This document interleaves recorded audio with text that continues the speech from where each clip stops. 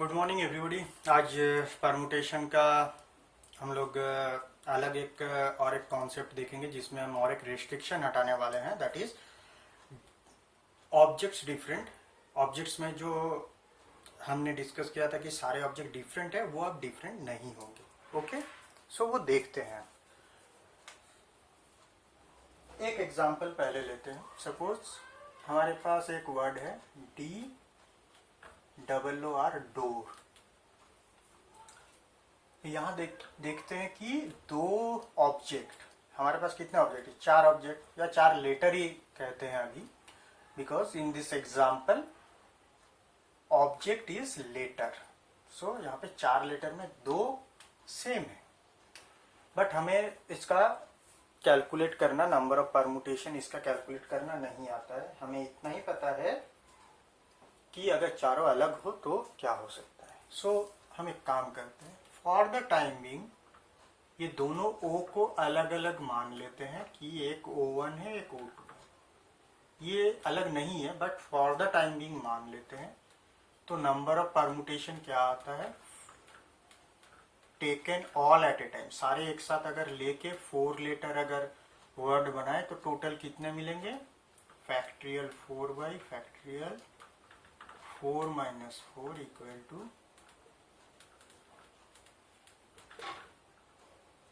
4 3 2 1। Factorial ये 1 है, factorial 4 को ब्रेक किया, सो दिस इज 24 वेज में।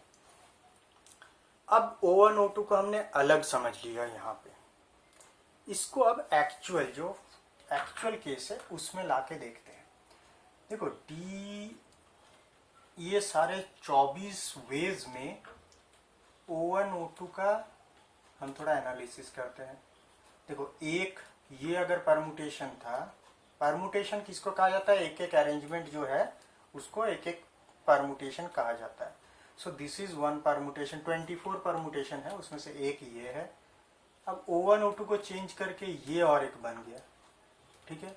सो वैसे ही अगर मेरे पास एक परमुटेशन सपोज ऐसा है O1D O2R, तो देखो O1 O2 को इंटरचेंज करने से भी जो वर्ड मिला that is also a permutation. ऐसे करके हर एक वर्ड में O1 O2 को इंटरचेंज कर रहे हैं तो और एक परमुटेशन मिल रहा है हमें, ठीक है। सो एक्चुअली अगर इसको देखें तो DOOR, इसमें O1 और O2 अगर सेम हो तो इन दोनों का कोई चेंज नहीं है। अगर O1 O2 सेम हो तो देखो दोनों सेम है, ये दोनों ODOR और ये भी ODOR ही बन जाता है अगर O1 और O2 सेम हो। सो तो हम क्या देख रहे हैं? O1 O2 को अलग लेने की वजह से हमारे पास परमुटेशन इंक्रीज हो गया। इंक्रीज किस लिए हुआ है? बिकॉज O1 O2 आपस में अरेंज हो गए हैं।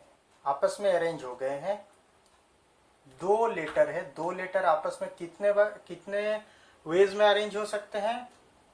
N लेटर आपस में कितने वेज में अरेंज हो सकते हैं? हमें पता है फैक्ट्रियल N वेज में, N लेटर आपस में। सो दो लेटर आपस में अरेंज हो सकते हैं फैक्ट्रियल 2 वेज में।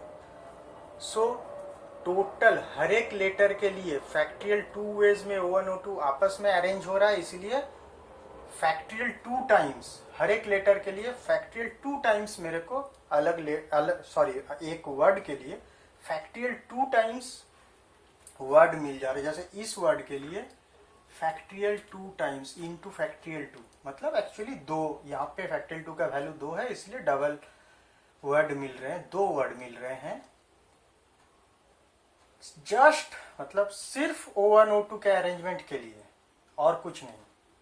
O1 O2 के अरेंजमेंट के लिए इतने इंक्रीज हो गया, बट एक्चुअली वो उतने नहीं होने चाहिए थे। तो एक्चुअल मेरा जो रिजल्ट है, क्या रिजल्ट है? 24। उससे एक्चुअली जो इंक्रीज फैक्ट्रियल 2 टाइम्स ये इंक्रीज्ड रिजल्ट है। सो हमें फैक्ट्रियल 2 से डिवाइड करना पड़ेगा, तो एक्चुअल 12 परमुटेशन मिलेंगे हमें। ओके, सो अगर हम ये सोचें हमारे पास N लेटर है या N ऑब्जेक्ट है, सो उसको सारे अगर डिफरेंट हो तो फैक्ट्रियल N वेज में ये अरेंज हो सकते हैं। बट अगर यहाँ 2 के जगह हम सोच लेते हैं वहां पे p letter are same, p letter same, number of letter same are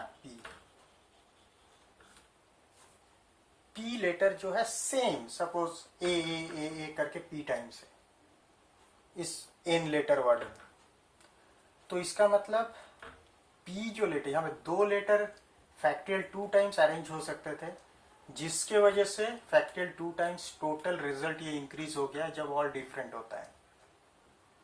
तो एक्चुअल रिजल्ट में क्या होता है, देखो इसका एक्चुअल रिजल्ट के साथ कंपेयर करो, क्या हो रहा है, फैक्टोरियल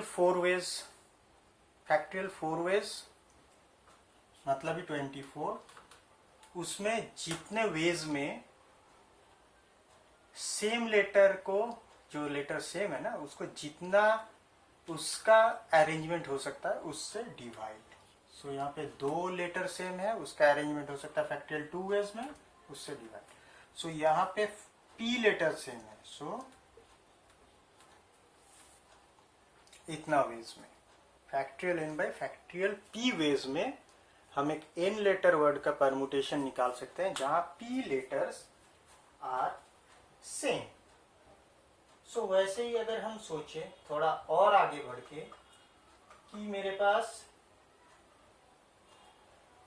p के जगह और भी कुछ और लेटर भी, जैसे कोई एक लेटर p टाइम्स है तो दूसरा कोई एक लेटर और भी n लेटर है मेरे पास,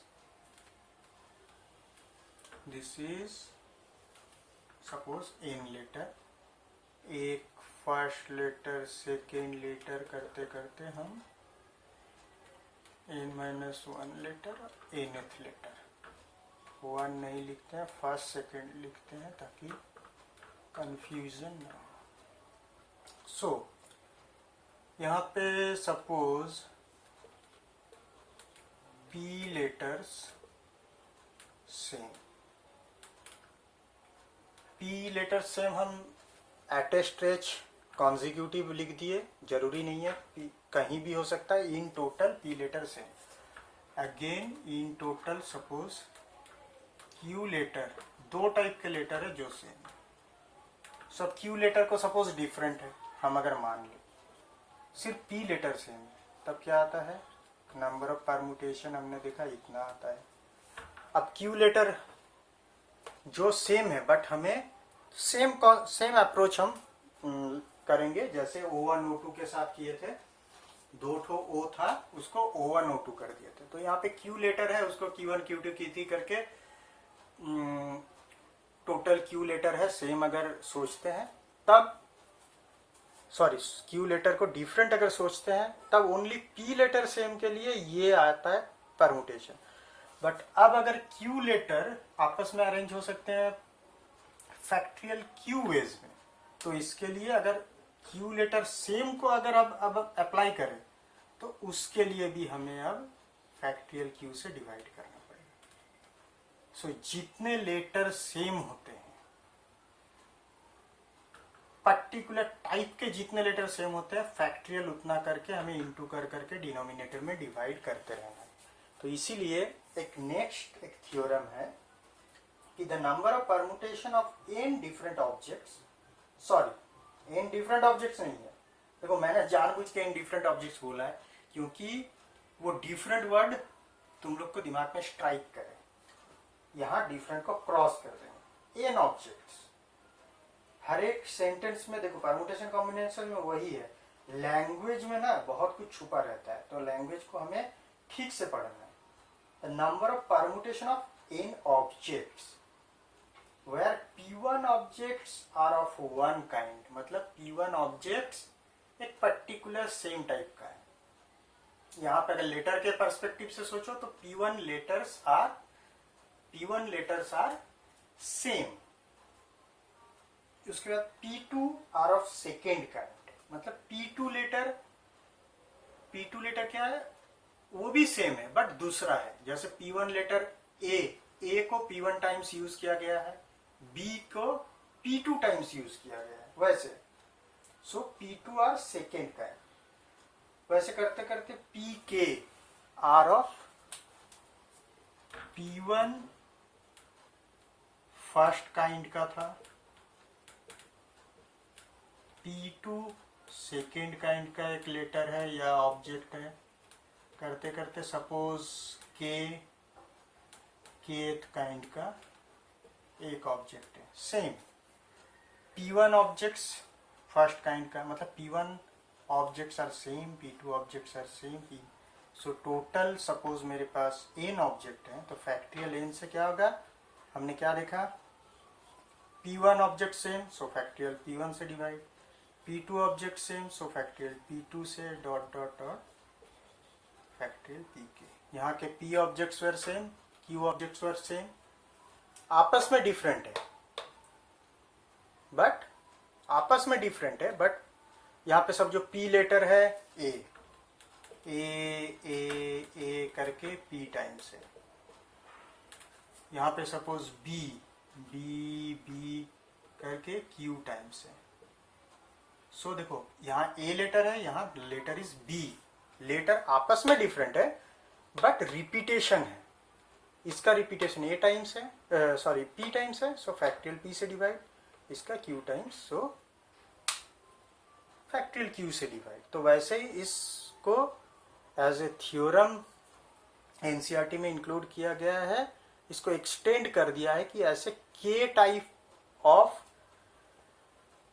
ऑकरेंस अगर K टाइप रहे, कि जहाँ पे यहाँ पे दो टाइप के लेटर सेम देखे गए हैं और K टाइप के, इन जनरल K टाइप के लेटर सेम है, समझ लिए हम। सो K टाइम्स हम जितने लेटर सेम है, जितने टाइप के, हर एक टाइप के सेम लेटर के एक फैक्टरियल से डिवाइड करना है। अब नंबर ऑफ सेम लेटर्स के लिए फैक्टरियल के अंदर उसको इंक्लूड कर देना है। तो ऐसे करके अब हमने देखो, फर्स्ट हमने क्या सीखा था, एक एक चीज हम नोट करते हैं। पहले हमने फंडामेंटल प्रिंसिपल सीखा था, फिर फंडामेंटल प्रिंसिपल के बाद हम परमुटेशन में आए। परमुटेशन में फर्स्ट कॉन्सेप्ट हमने क्या लिया था, all were different objects and repetition not allowed. फिर हमने रिपीटेशन अलाउड किया लेकिन number of objects still different. अब हमने क्या किया, रिपीटेशन अलाउ नहीं किया है। यहाँ पे हमने रिपीटेशन अलाउ नहीं किया, बट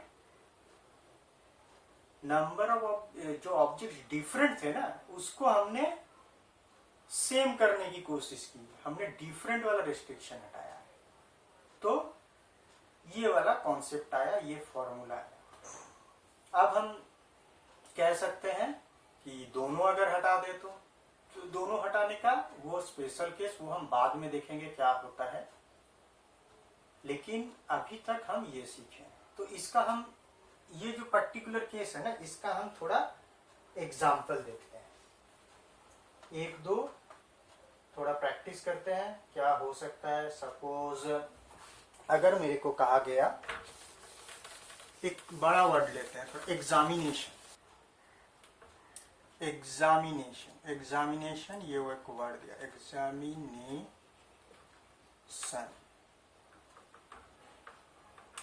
कहा गया है calculate the number of permutation taking the letters of the word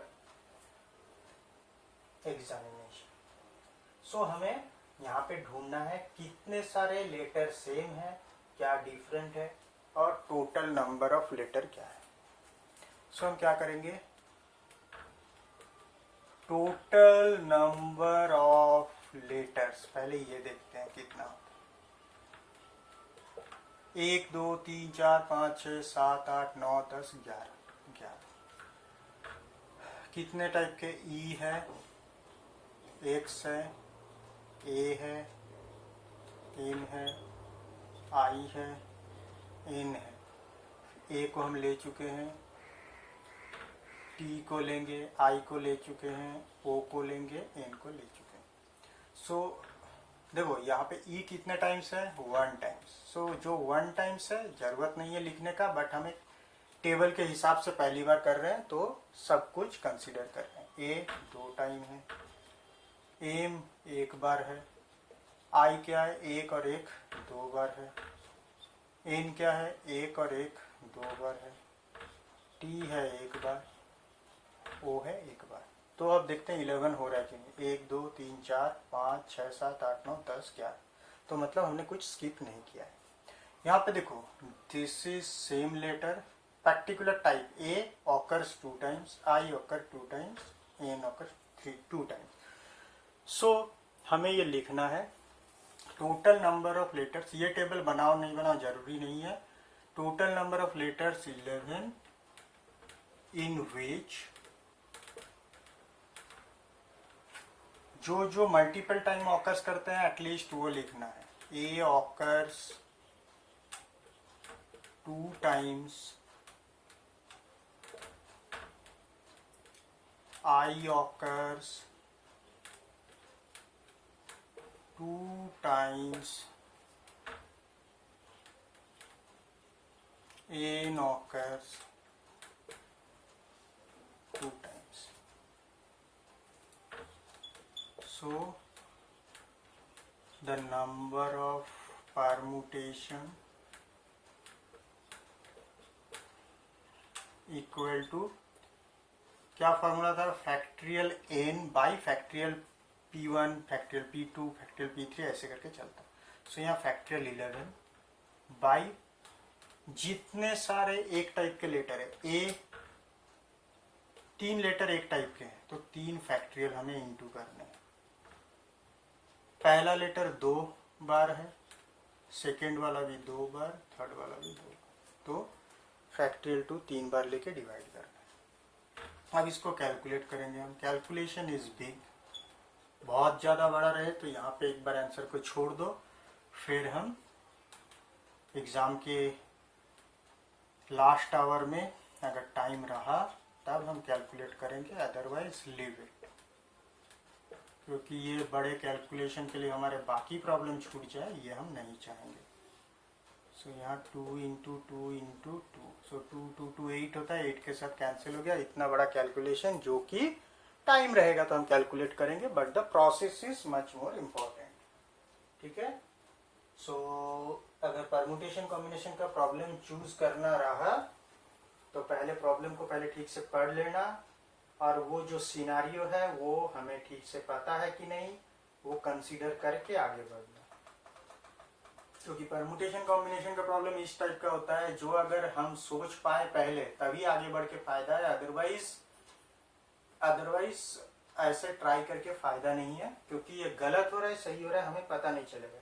इसमें प्रोसेस अगर गलत है तो 0 मिल जाएगा, अगर प्रोसेस सही है बस कैलकुलेशन हमने थोड़ा छोड़ दिया तो भी मार्क्स कुछ मिलेंगे। अब एक प्रॉब्लम हम देखते हैं, जैसे अगर हमें पूछा गया कि how many numbers lying between 100 and 1000 can be formed, मतलब 1000 और 100 इसके बीच में कितने नंबर हैं यूजिंग द डिजिट्स 0 1 2 3 4 5, जहां रिपीटेशन अलाउ नहीं किया गया है। ओके, सो पहले हम देखते हैं 100 और 1000 के बीच में, मतलब ऑल आर 3 लेटर, 1000 के बीच में मतलब 99 तक। सो 100 और 1000 के बीच में तो सारे होंगे 3 डिजिट नंबर। अब 3 डिजिट नंबर फॉर्म करना है यूजिंग लेटर्स 0 1 2 3 4 5। सो इस प्रॉब्लम को चेंज करके ऐसे भी आ सकता है, find the number of 3 digit letter या 3 digit number using the digits 0 1 2 3 4 5। सो हम क्या करेंगे, पहले हमारे पास क्या है, find number of 3 digit number using 0 1 2 3 4 5 all different letter, repetition allowed नहीं। सो यहाँ पे फर्स्ट हम क्या करेंगे, कितने लेटर है मेरे पास, 6 लेटर है या 6 नंबर है। सो 6 को लेके 6 डिफरेंट है, रिपीटेशन नॉट अलाउड। सो 6 को लेके 3 एट ए टाइम लेके इतना परमुटेशन हो सकता है। सो कितने डिजिट बने, factorial 6 minus 3 equal to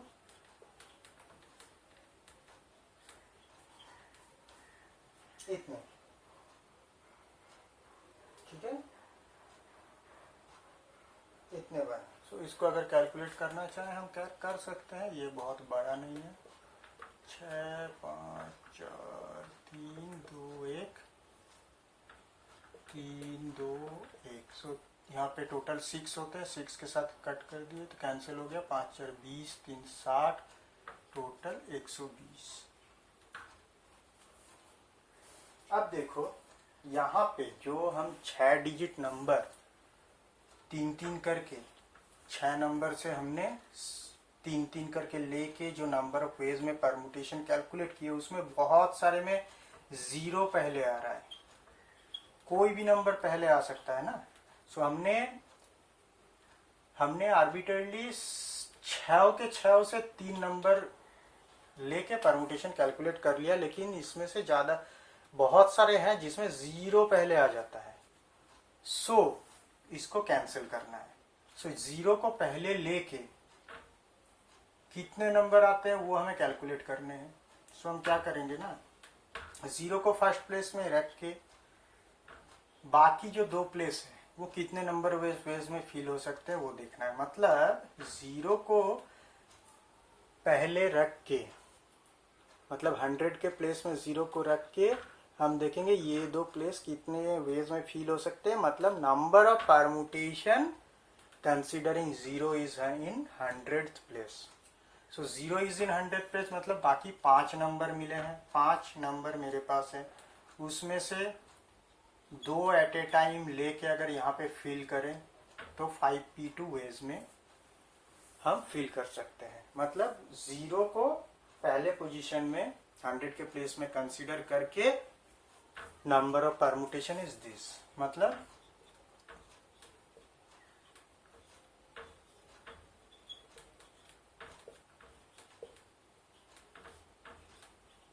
calculate करते हैं। 5 4 3 2 1 3 2 1। सो 3 2 1 गया 20।